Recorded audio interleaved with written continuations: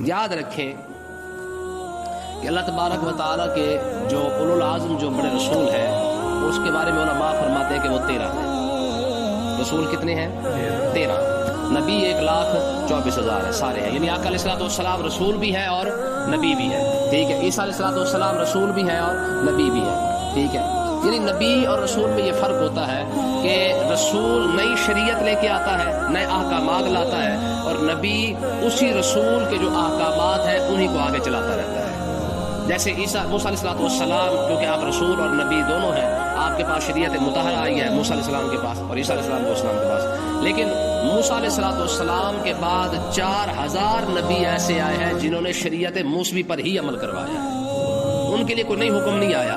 جو حکم موسیٰ علیہ الصلوۃ والسلام پر اترا تھا، تورات شریف اتری تھی، اسی تورات شریف کا جو احکامات تھے اسی کو جو ہے وہ آگے چلاتے رہے۔